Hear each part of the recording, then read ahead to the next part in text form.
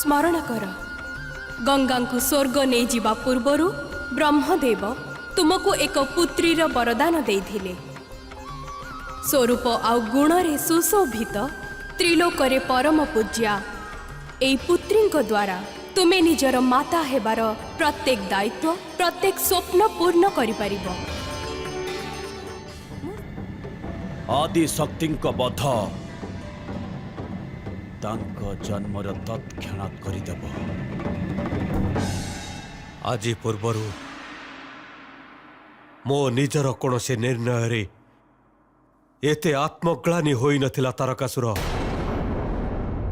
गुरुदेव आत्मग्लानि नुहे अपितु आपण गर्व करिबा उचित।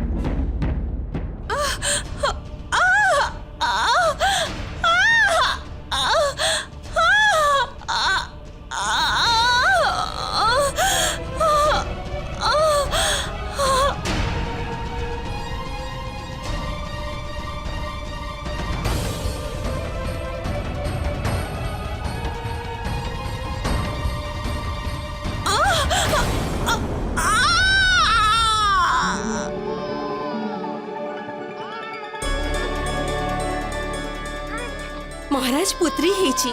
पुत्री तुमर पुरस्कार।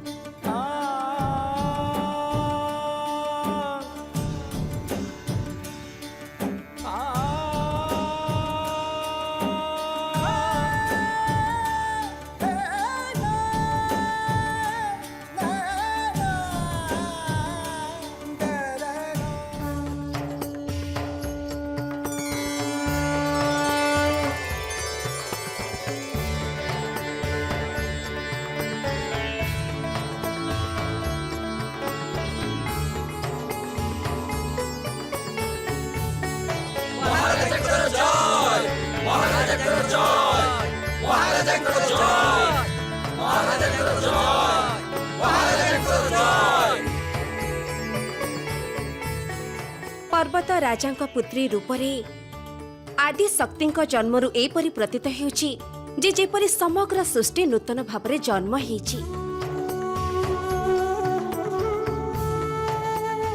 देखंतु केपरि तांको उज्जवलतारे अंधकाररे बुड़ी जाइथिबा संसार पुनः प्रकाशमान हे उठिछि। जेबे ब्रह्मर कौनसी अंश एई पृथ्वी उपरे अवतरण करती तेबे तार एकमात्र उद्देश्य थाए संसारर कल्याण। एही कारणरु संसार सर्वदा विष्णु शिव अथवा आदिशक्ति अवतरण हेतु प्रतीक्षारत रही थांती। आजी आदि शक्तिंकर हिमावन एवं मैनांक पुत्री रूपरे जन्म नेबा एही संसार पाई अत्यंत शुभ दिन हेबा।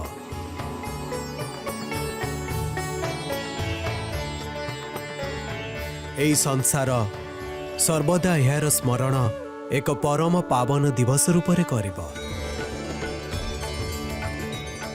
जेउ प्रकार देवी सरस्वती आशीर्वादरू संसार रे ज्ञानर वृद्धि हेई थाए, जेउ प्रकार देवी लक्ष्मी कृपारू धन वर्षा हुए,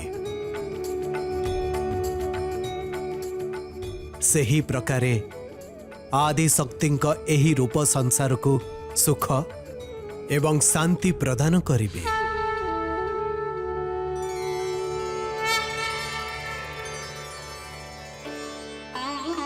परंतु महत्वपूर्ण तो एया जे शीघ्र ही एक कन्या रूपी आदिशक्ति विवाह योग्य है जीवी आ सेबे हेबो तांकर पुनर्मिलन महादेवଙ୍କ सहित। हाँ देवी, आदिशक्तिंकर ए अवतारर सर्वोच्च उद्देश्य ଏହା ହିଁ महादेवଙ୍କୁ एकांत निवासरू फेराई आनिबाकू एवं त्रिमूर्तिଙ୍କୁ संपूर्ण करिबा।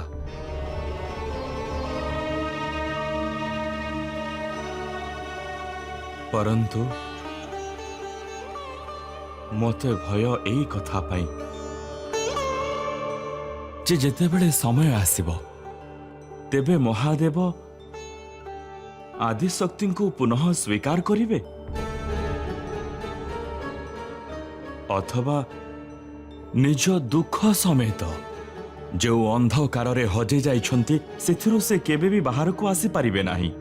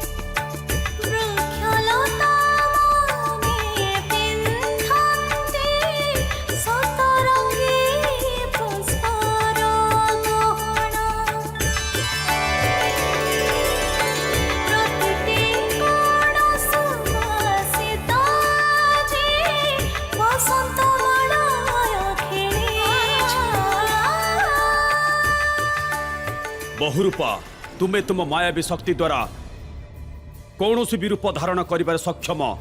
जाओ जाई सेई नवजात कन्यार वध कर, परंतु मने रखिब एही कार्य रे कौनसी प्रकारर कौनसी भी त्रुटि हेब नाही। असुर राज एक नवजात कन्यार वध करिबा हेतु आपण मते पठाउछंती। ये तो कौनसी पिंपुड़ी को मारिबा हेतु ब्रह्मास्त्र प्रयोग करिबा सह समान। सीए कौनसी साधारण कन्या नुहे बहुरूपी, नवजात अवश्य, परंतु केही भी तांको इच्छा विरुद्ध रे तांको समीप को आसी परिबे नाही। आउ तुमे जान, अवश्य जान, कारण जदि तुमे सफल हेबो तुमे तुम असुर राजांको दुर्भाग्य दूर करि परिबो, आउ जदि विफल हेबो ताहा तुमर सौभाग्य हेबो, कारण सेही कन्या आउ केही नुहंती स्वयं आदि शक्ति।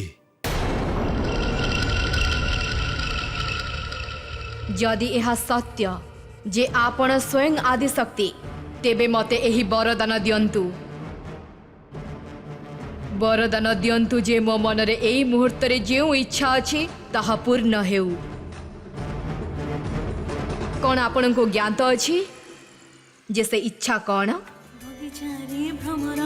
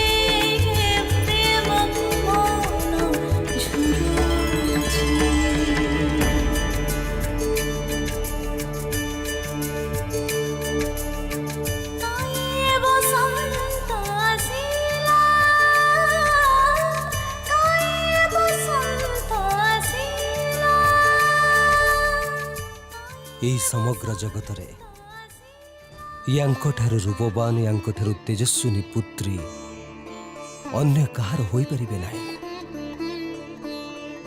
ମୁଁ ୟାଙ୍କୁ ଯେତେ ଦେଖୁଛି ନା ସେତିକି ମୋହରେ ବୁଡ଼ି ଯାଉଛି। ମଇନା ଆଜି ପର୍ଯ୍ୟନ୍ତ ଆମର ଅନ୍ୟ ପୁତ୍ରୀମାନେ ଆମରି ନାମରେ ପରିଚିତା, ପରନ୍ତୁ ଏବେ ତମେ ଦେଖିବ ଯେ ଆମେ ଏହି ସଂସାରରେ ୟାଙ୍କ ମାତା ପିତାଙ୍କ ନାମରେ ଅମର ହେଇଯିବା।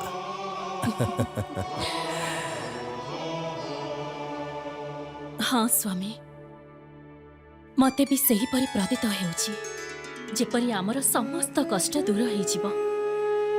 जेउ भी संकटर बादल आम राज्य रे व्याप्त अछि सेथिरु आम प्रजा को मुक्ति मिलि जिव।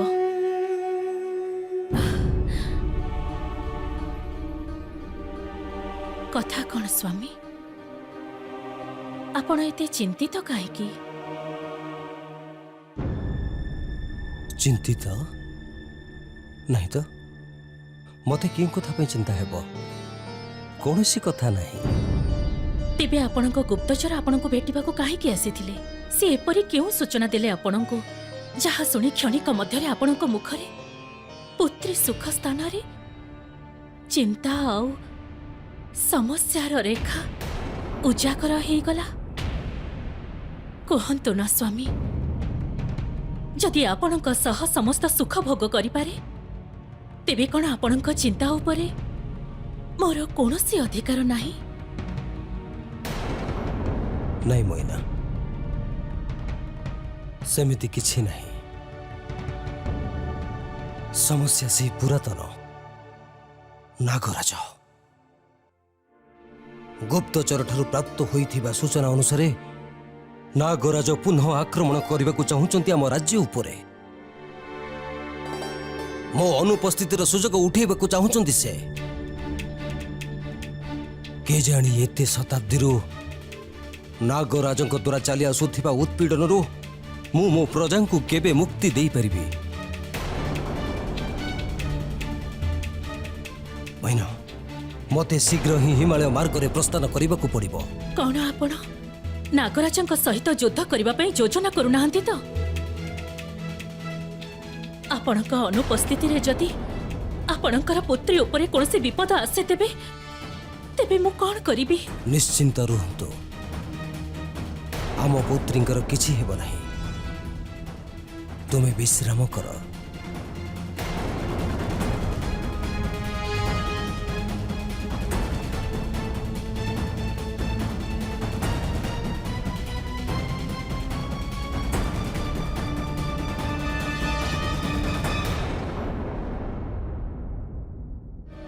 देवी, मु बुझीपारुछि आपणक व्यथा। मो भग्नी संसारर कल्याण करिबे, यह तो मो पई गौरवर कथा। मोर व्यथित हेबार तो केवल एकमात्र कारण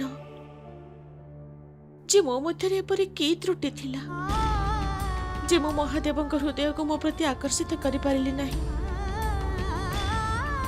मो समर्पण तो तांक प्रति परिपूर्ण थिला, तेबे काहेकि मु तांको एकांतावासरे प्रवेश करिबार कारण हेई पारिली नाही? काहेकि?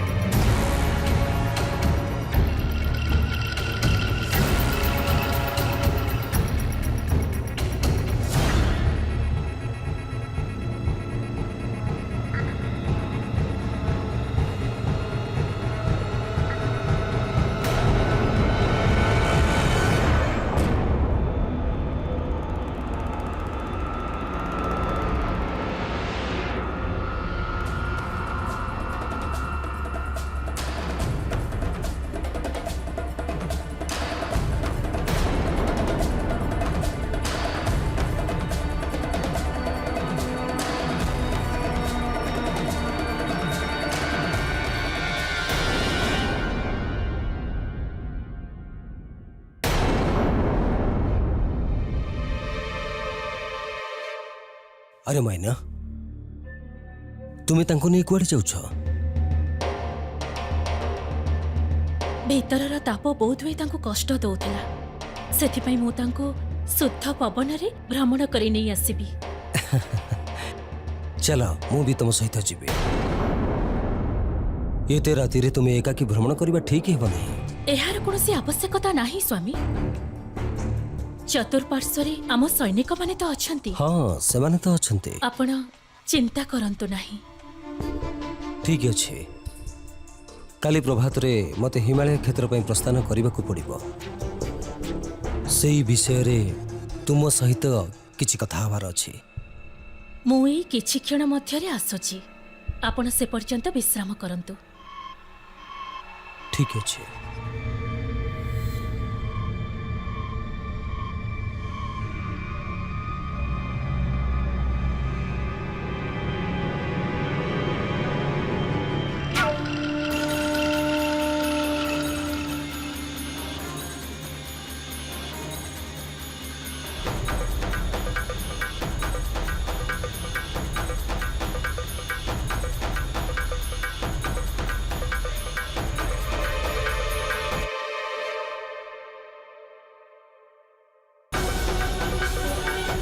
मोइना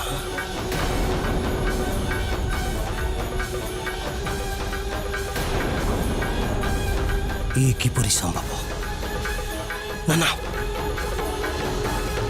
यह मो भ्रम नुहे तो।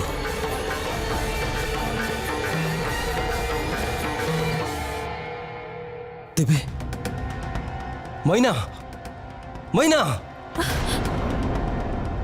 मैना मो पुत्री ଆମ ପୁତ୍ରୀ କେଉଁଠି ଅଛି? ଆମ ପୁତ୍ରୀ आम पुत्री को सी नहीं जाइए। କିଏ?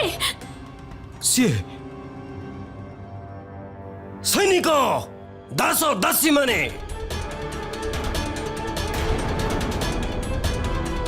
जन स्त्री लोक महाराणी को रूप धारण करी आम पुत्री को एठारु नहीं जाइए। अधिक दूर जाई नथिबो। जाओ जाई चतुर्पार्श्वर खोज खोज ताको। କିଏ ଥିଲା ସେଇ ସ୍ତ୍ରୀ ଲୋକ? ଆପଣ ତାକୁ ବାଧା ଦେଲେନି କାହିଁକି? ସେ କୁଆଡେ ନେଇ ଯାଇଛି ଆମ ପୁତ୍ରୀକୁ?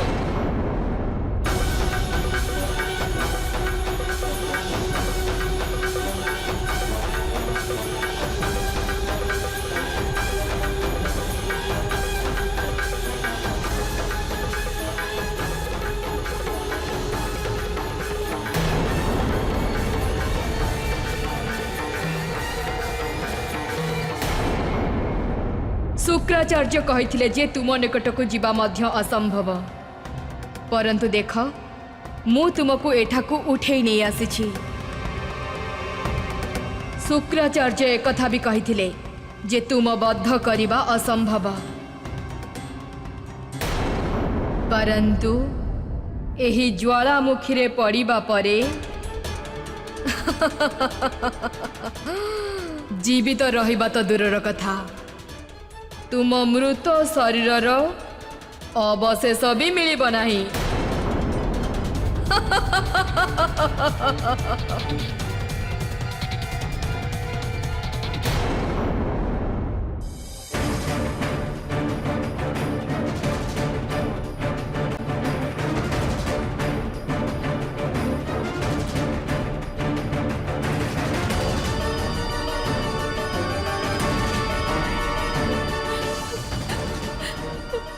केउ निर्दयी जे नारी है भी ममता बुझी पारिलानी। नवजात कन्या को ता माता ठारू छड़े नहीं केउ क्रूरतार परिचय दउछि सिए। मते मो पुत्री को फेरई दियो। मते मते मो पुत्री को फेरई दियो। फेरई दियो मो पुत्री को। तुमको जहाँ मागिबार अछि माग, मु सब किछि देई देबी। मो पुत्री को फेरई दियो। मो प्राण नहीं नियो किंतु मो पुत्री को फेरई दियो। हे नारायण एही संकट रे हमर सहायता करंतु। मो पुत्री को रक्षा करंतु। रक्षा करंतु मो पुत्री रा। स्वामी कौन आपण आदि शक्ति रक्षा हेतु मेनापति आह्वान स्वीकार करेंगे नहीं? नहीं काहेकि? कारण सी आदि शक्ति तांको काहारी सहायतार आवश्यकता नहीं। देवी ଏହା ତ ଲୀଳା। ଅପ୍ସରା ବହୁରୂପାଙ୍କୁ ଇନ୍ଦ୍ର ଦ୍ୱାରା ଦିଆଯାଇଥିବା ଅଭିଶାପରୁ ମୁକ୍ତି ଦେବାର ସମୟ ଆସିଯାଇଛି। ଅପ୍ସରା ବହୁରୂପା? ହଁ, ଇନ୍ଦ୍ରଙ୍କ ଦରବାରର ଅପ୍ସରା, ଯାହାଙ୍କୁ ଇନ୍ଦ୍ର ଅଭିଶାପ ଦେଇ ରାକ୍ଷସୀ କରିଦେଇଥିଲେ। ବହୁରୂପାଙ୍କୁ ଏହି ଅଭିଶାପରୁ ମୁକ୍ତି କେବଳ ଆଦି ଶକ୍ତି ହିଁ ଦେଇପାରିବେ।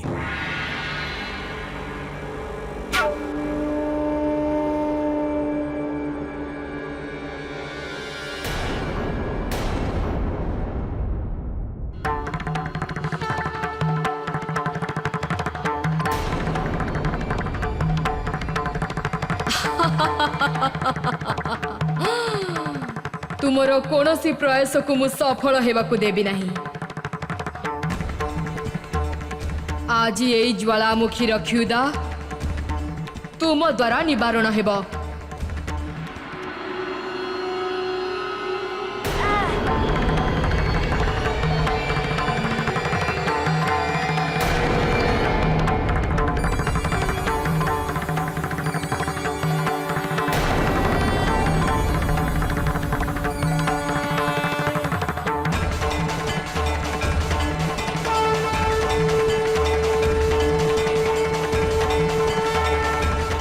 ମାତା ମାତା ମୋ ପ୍ରଣାମ ସ୍ୱୀକାର କରନ୍ତୁ।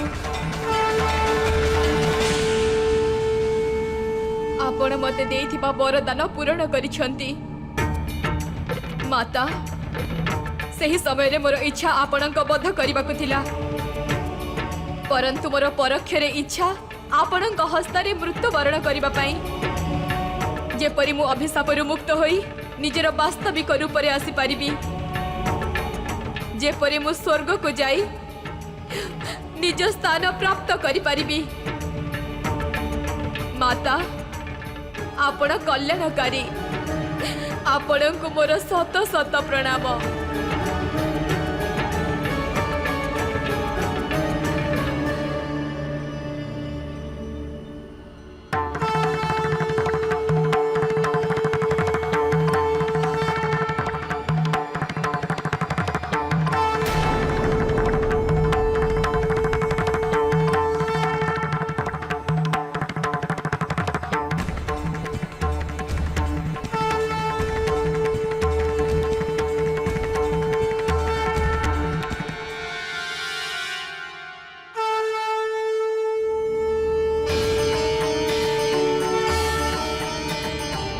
ପ୍ରଣାମ ମାତା।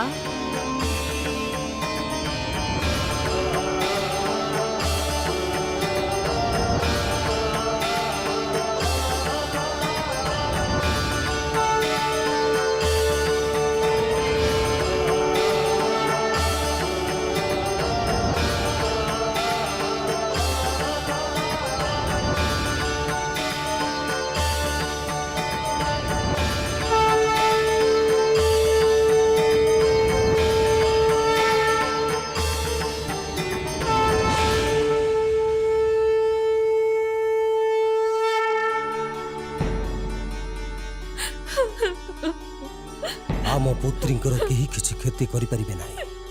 ଭଗବାନ ବିଷ୍ଣୁ ଅବଶ୍ୟ ତାଙ୍କର ରକ୍ଷା କରିବେ। ମୁଁ କିଛି ବି ଜାଣିନି ସ୍ୱାମୀ, ମୁଁ କିଛି ବି ଜାଣିନି। ଯେ ପର୍ଯ୍ୟନ୍ତ ମୋ ପୁତ୍ରୀ ଫେରିକି ମୋ କୋଳକୁ ନ ଆସିଛନ୍ତି, ମୁଁ ଆହାର ଗ୍ରହଣ କରିବି ନାହିଁ। ଆଉ ନା ଜଳ।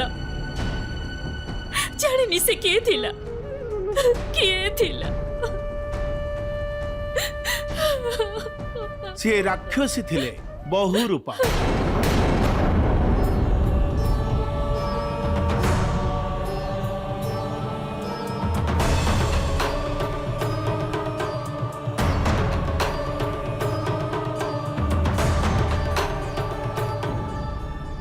ଆଉ ସେ ଆପଣଙ୍କ ପୁତ୍ରୀଙ୍କୁ ବଧ କରିବା ପାଇଁ ତାଙ୍କୁ ଏଠୁ ହରଣ କରି ନେଇଥିଲେ, ପରନ୍ତୁ ଆଦିଶକ୍ତି ସେହି ରାକ୍ଷସୀଙ୍କୁ ଅଭିଶାପ ମୁକ୍ତ କରି ପୁନଃ ସ୍ୱର୍ଗଲୋକକୁ ପଠାଇ ଦେଇଛନ୍ତି। ଆଉ ଏବେ ଆପଣଙ୍କର ପ୍ରିୟ ପୁତ୍ରୀ ପୂର୍ଣ୍ଣ ମାତ୍ରାରେ ସୁରକ୍ଷିତ। ସତ୍ୟ କହିଲେ ଆପଣ ମହର୍ଷି କଶ୍ୟପ।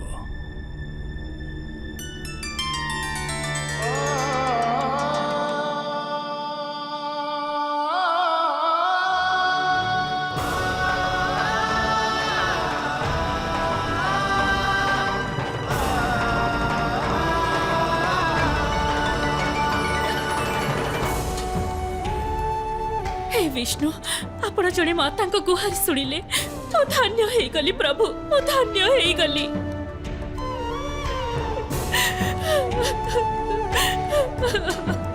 ऋषिवर मार्कंडेय आपण एठारे आपण को आमे तो आमंत्रित करने को आसीथिलु किछि दिन आमको भी सेवार सुजोग दियंतु। अवश्य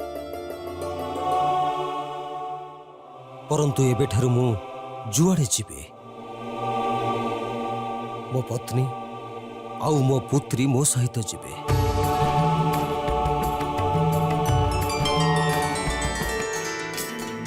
नारायण नारायण।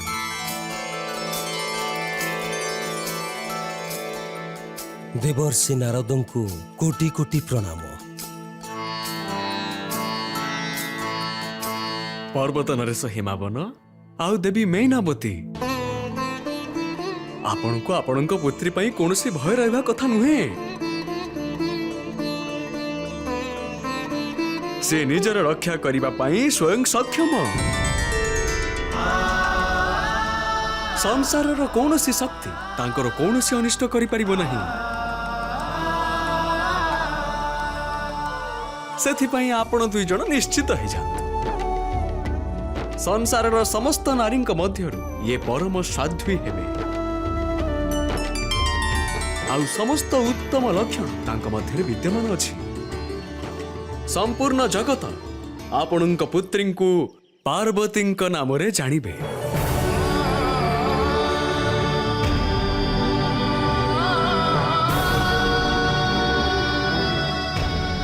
तांक हस्तरे संसारर उद्धार हेबा निश्चित।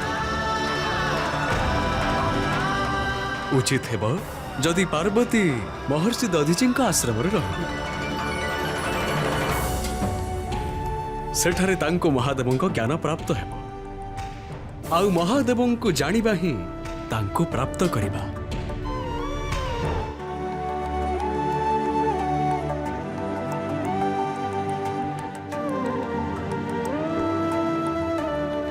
राजन एबे भाबिबार समय नुहे किछि समय मध्यरे आपणक राज्य को नाग माने आक्रमण करिवे परंतु नागंक सह जना नहीं केते दिन आपन को युद्ध करने पड़िबो। युद्धर से परिस्थिति रे परिवारर जत्न नवा आपन को पाई संभव हेबो नहीं। आपन को विनती करूछि जे आपन देवी मैनावती आउ पार्वती को आम साथी रे एठी छाड़ी दे जा।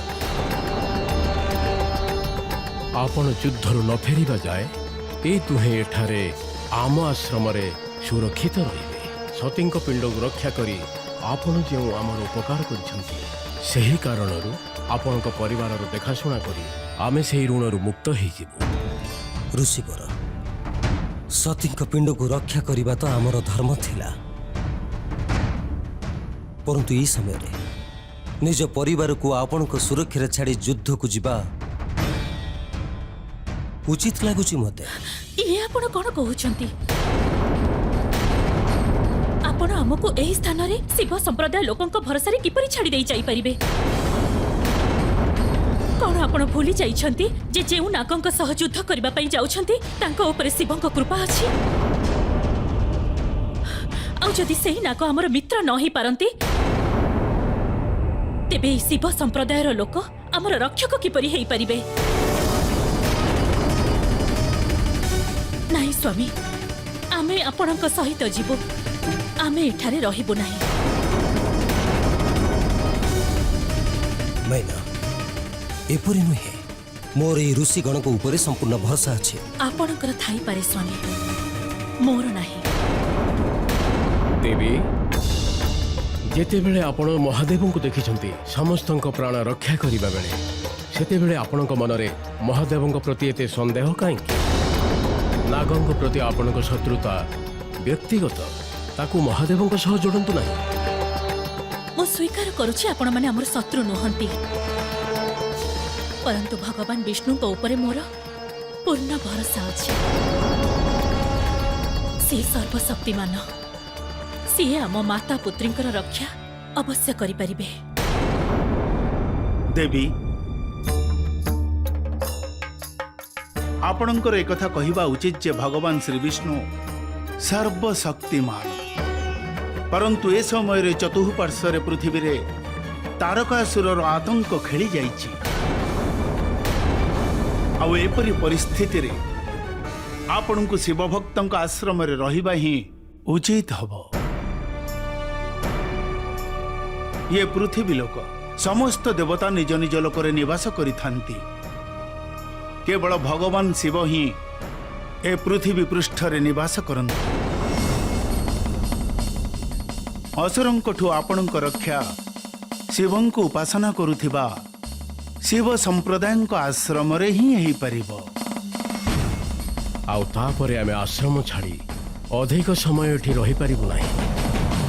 ଏମିତିରେ ଆପଣଙ୍କର ପାର୍ବତୀଙ୍କ ସହିତ ଏକାକୀ ରହିବା ଉଚିତ ହେବ ନାହିଁ ଦେବୀ। ଦେବୀ, ମୁଁ ଜାଣିଛି ଆପଣଙ୍କ ମନରେ ଶିବଙ୍କ ପ୍ରତି ଏବେ ବି ସନ୍ଦେହ ଅଛି।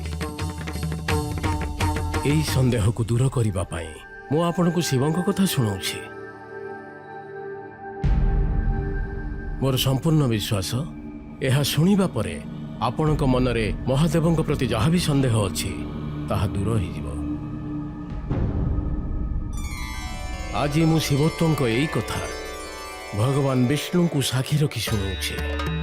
ଆଉ ମୋର ପୂର୍ଣ୍ଣ ବିଶ୍ୱାସ, ଏ କଥା ଶୁଣିବା ପରେ ଆପଣଙ୍କ ମନରୁ ମହାଦେବଙ୍କ ପ୍ରତି ସମସ୍ତ ସନ୍ଦେହ ଦୂର ହୋଇଯିବ।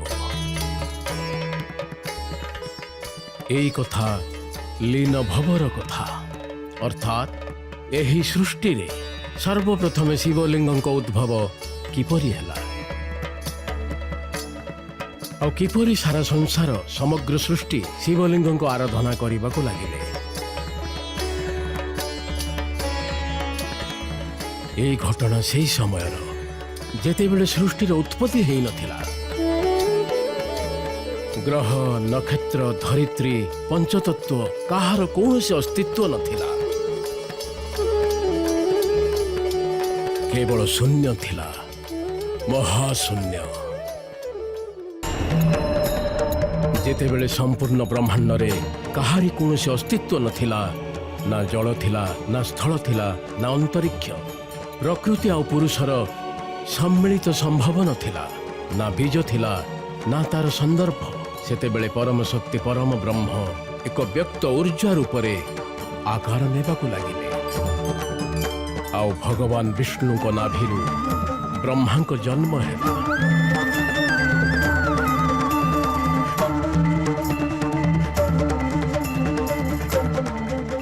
ଏହା ଜାଣିବା ପାଇଁ ଯେ ସେ କିଏ, ସେ କ'ଣ, 1000 ବର୍ଷ ପର୍ଯ୍ୟନ୍ତ ନାଭି କମଳରେ ଘୁରି ବୁଲିଲେ ଆଉ ନିଜର ଉଦ୍ଗମନ ସ୍ଥାନ ଖୋଜିବାକୁ ଲାଗିଲେ।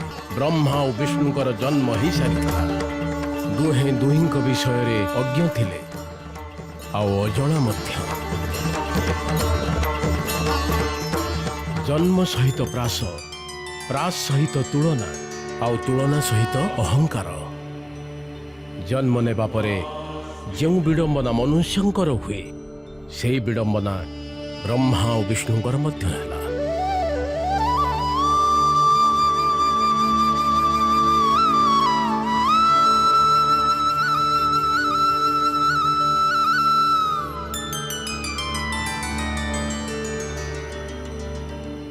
ହଜାରେ ବର୍ଷ ଘୁରି ବୁଲିଲି, ଏକାକୀ, ସ୍ୱୟଂର ଅତିରିକ୍ତ ଅନ୍ୟ କାହାକୁ ଖୋଜି ଚାଲିଥିଲି। ଚାଲନ୍ତୁ, କେହି ତ ମିଳିଲେ ଯିଏ ମୋ ପଶ୍ଚାତରେ ଉତ୍ପନ୍ନ ହେଲେ, ଯାହାଙ୍କ ସହ ମୋର ପରିଚୟ ହୋଇଛି। ଆଉ ତାପରେ ନାରାୟଣ ବ୍ରହ୍ମାଙ୍କୁ ସତ୍ୟ ସହିତ ପରିଚିତ କରିବା ପାଇଁ ପ୍ରୟାସ କଲେ ଯେ ତାଙ୍କ ନାଭିରୁ ବ୍ରହ୍ମାଙ୍କର ଉତ୍ପତ୍ତି ହେଇଛି। ପରନ୍ତୁ ବ୍ରହ୍ମଦେବ ବୁଝିବା ପାଇଁ ପ୍ରସ୍ତୁତ ନଥିଲେ। ଦୁହିଁଙ୍କ ଭିତରେ ତର୍କ ହେଲା ଯେ ପ୍ରଥମେ କିଏ ଆସିଲେ। ଶେଷରେ ଏଇ ନିଷ୍ପତ୍ତି ନେଇଥାନ୍ତେ କିଏ ଯେ ସେ ଦୁହିଁଙ୍କ ମଧ୍ୟରେ ଶ୍ରେଷ୍ଠ କିଏ, ଅଥବା ପୁଣି ତାଙ୍କ ଅତିରିକ୍ତ କେହି ବି ଶ୍ରେଷ୍ଠ ଥାଇପାରନ୍ତି। ଶିବଙ୍କ ରୂପ, ଯାହା ସ୍ୱରୂପ ବିଘ୍ନ ଥିଲା, ଯାହାର ନା କୌଣସି ଆକାର ଥିଲା ନା ପରିଚୟ, ବୀଜ ରୂପୀ ସେହି ଲିଙ୍ଗ ଏକ ବଡ଼ ଅଗ୍ନିଲିଙ୍ଗରେ ନିଜର ପରମ ଆକାରରେ ବଢ଼ିବାରେ ଲାଗିଲେ। ଆପଣ ଦୁହିଁଙ୍କ ମଧ୍ୟରୁ ଶ୍ରେଷ୍ଠ କିଏ ସେ ନିର୍ଣ୍ଣୟ ମୁଁ କରିବି। ଆପଣଙ୍କ ମଧ୍ୟରୁ ଯିଏ ବି ଏ ଲିଙ୍ଗର ଶେଷ ପର୍ଯ୍ୟନ୍ତ ଅଥବା ଶାଶ୍ୱତର ଅନ୍ତ ପର୍ଯ୍ୟନ୍ତ ପହଞ୍ଚିଯିବେ ସିଏ ହିଁ ଶ୍ରେଷ୍ଠ ବୋଲାଇବେ।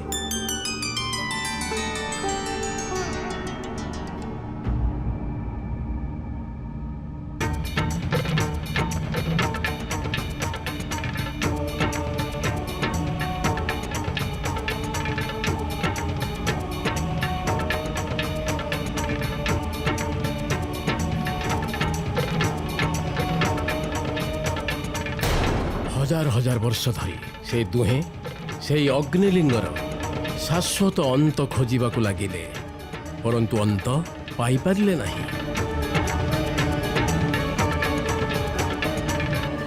ଏହାର କୌଣସି ଅନ୍ତ ନାହିଁ। ଇଏ ଅନନ୍ତ ଜ୍ଞାନ ପରି। ସମ୍ଭବତଃ ବ୍ରହ୍ମଦେବଙ୍କୁ ଏହି ଅନନ୍ତ ଜ୍ଞାନ ରୂପୀ ଲିଙ୍ଗର ପ୍ରାରମ୍ଭ ମିଳିଯାଇଥିବ।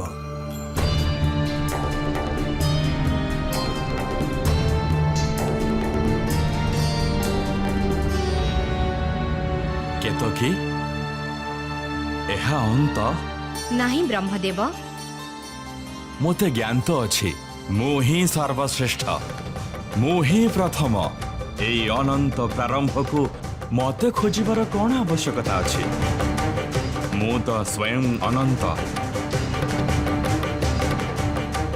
କେତକୀ ତୁମେ ମୋ ପ୍ରିୟ ପୁଷ୍ପ ହେବ, ସର୍ବଶ୍ରେଷ୍ଠ ପୁଷ୍ପ, ପରନ୍ତୁ ତୁମକୁ ମୋର ଏକ କାର୍ଯ୍ୟ କରିବାକୁ ହେବ।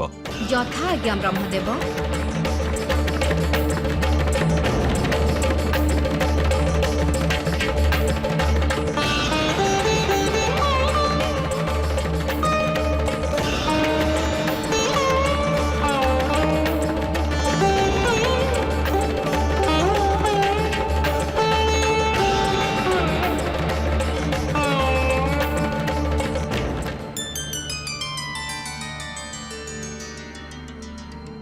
ବ୍ରହ୍ମଦେବ, ସମ୍ଭବତଃ ଆପଣ ଏ ଅଗ୍ନିସ୍ତମ୍ଭର ପ୍ରାରମ୍ଭ ପାଇଯାଇଥିବେ।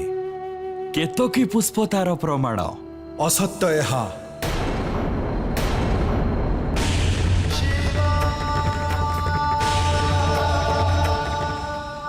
ଅସତ୍ୟ ଏହା ଯେ ମୁଁ ଜାଣିଯାଇଛି, ମୁଁ ଅନ୍ତ ପାଇଯାଇଛି। କ'ଣ ଆପଣ ବାସ୍ତବରେ ପ୍ରାରମ୍ଭ ପାଇଛନ୍ତି ବ୍ରହ୍ମଦେବ? ସତ୍ୟ ଆପଣ ଏଇଥିରୁ ଜାଣିପାରିବେ। ବ୍ରହ୍ମଦେବ ସତ୍ୟ କହୁଛନ୍ତି।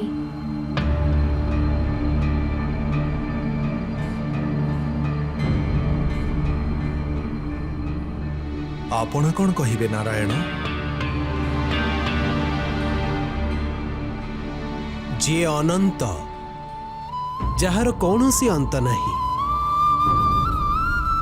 ତାଙ୍କୁ କେହି କିପରି ମାପି ପାରିବେ?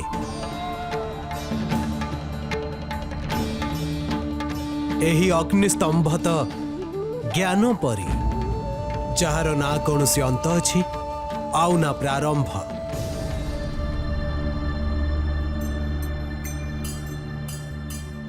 ବ୍ରହ୍ମଦେବ, ଆପଣ ଦୁଇ ଜଣଙ୍କର ଜନ୍ମ ଏହି ଅଗ୍ନିସ୍ତମ୍ଭରୁ ହୋଇଛି, ଏହି ଉର୍ଜାରୁ ହୋଇଛି, ମୋ ଠାରୁ ହୋଇଛି। ସବୁକିଛି ଜାଣିନେବାର ଧାରଣା ହିଁ ଅହଙ୍କାର। ଆଉ ଆପଣଙ୍କର ତ ନିର୍ମାଣର ଜ୍ଞାନର ଅହଙ୍କାର ଅଛି।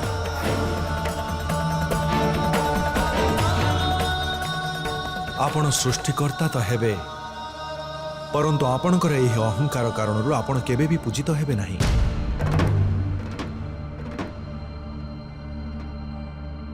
ତ୍ରିଦେବ ହେବା ପରେ ମଧ୍ୟ ଆପଣଙ୍କର କେବେ ପୂଜା ହେବ ନାହିଁ। ଆଉ କେତକୀର ଏହି ପୁଷ୍ପ ଯାହା ମୋ ପୂଜାରେ ବର୍ଜିତ ହେବ। ଆଉ ଅନ୍ୟ ପାର୍ଶ୍ୱରେ ନାରାୟଣ, ଯିଏ ଆପଣଙ୍କ ଦ୍ୱାରା ସୃଷ୍ଟିର ପାଳନ କରିବେ। ପ୍ରତ୍ୟେକ ରୂପରେ ପ୍ରତ୍ୟେକ ଅବତାରରେ ପୂଜନୀୟ ହେବେ।